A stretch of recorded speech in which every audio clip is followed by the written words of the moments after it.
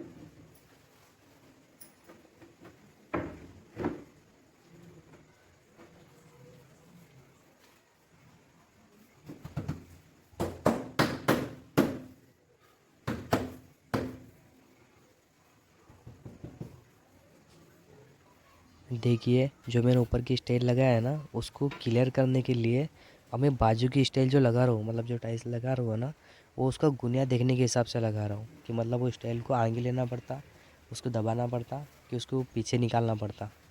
ये जो बाजू की स्टाइल है क्योंकि अपने नीचे के जितने भी तीनों भी लगाए हुए हैं ये पूरे ट्यूबवेल में लगाए हुए हैं। बाजू की स्टाइल से एकदम क्लियर कर ले उसको। देखिए हमारा जो वलम्बा एकदम क्लियर है, ये बाजू की है, क्लियर ट्यूबवेल वाला है जो है, ये उसके मतलब बाजू की उसके सामने की, और ये फ्रंट की बीच में की, इसके भी मतलब चारों तरफ से तीनों तरफ से हमारी ट्यूबवेल बिल्कुल क्लियर है। हमें बस इसके हिसाब से ही अब हमने जो बीच में मैंने जो ये जो सामने की स्टाइल है इसके ऊपर हमने छोटा जो स्टाइल का खंडा था गुनिया का, वो मैंने उसके ऊपर रख के देखा था कि जो हमारे सामने के फ्रंट की जो ब्लैक वाली स्टाइल है ना वो मतलब आगे पीछे नहीं होने को ना, अगर जो आगे पीछे हो जाती थी तो हमारे जो स्टाइल के कॉर्नर है वो खुले हो जाते थे, मतलब सामने का जो एकदम कॉर्नर बना ना अपना एकदम बीच में का वो खुला नहीं होता था। उसके हिसाब से एकदम क्लियर रखने का उसको, जब मतलब बाथरूम पूरी कंप्लीट हो जाएंगी ना, जब मैं आपको बता दूंगा कि वो कॉर्नर कैसे खुले नहीं हुए, मतलब उसके अंदर गैप नहीं आया बिल्कुल भी, मतलब बराबर का भी उसके अंदर गैप नहीं है। ऐसा सब मतलब देख के सब सीख के और एकदम अच्छे से स्टाइल लगाने का।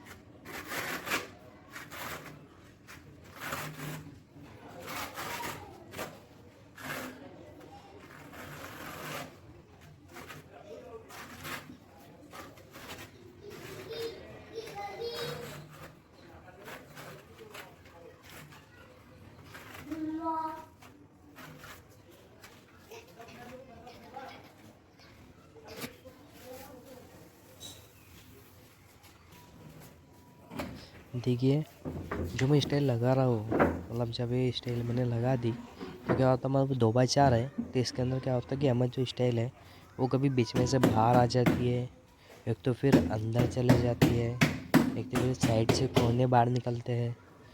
तो ये स्टाइल के मतलब बड़ा जो लेंथ है ना, उसको ये साले कि बीच में से भागती कोई टेंशन नहीं। उसके बाद से क्या मिलता ना, फेविक्विक जैसा कोई मतलब ये रहता, लिक्विड रहता, तो उसके अंदर मतलब फेविक्विक जैसा एकदम हार्ड रहता।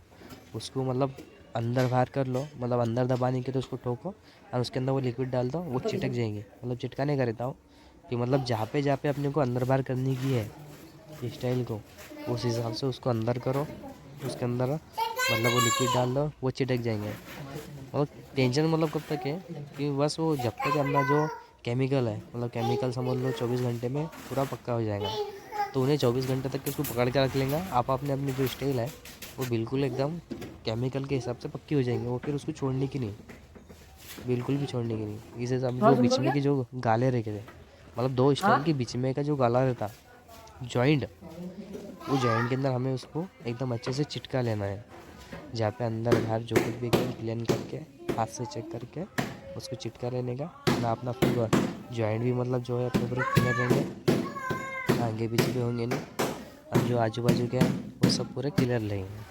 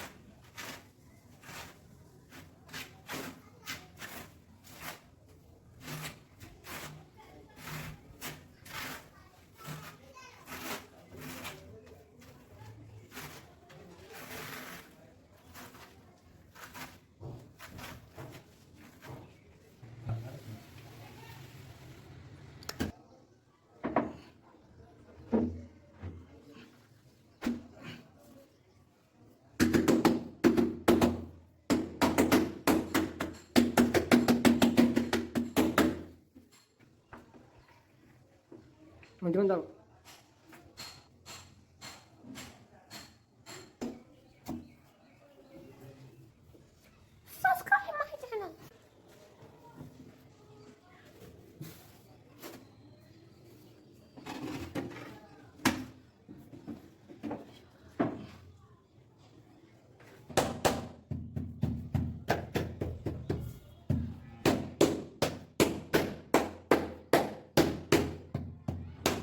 बंद कर दोगे?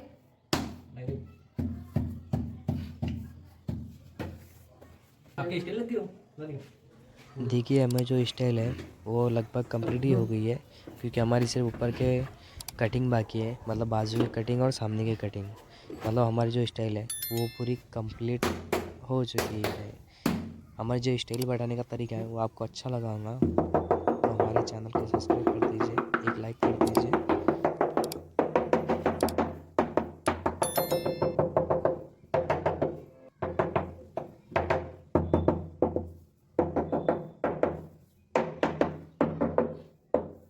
फिर बता रहा हूँ मैं।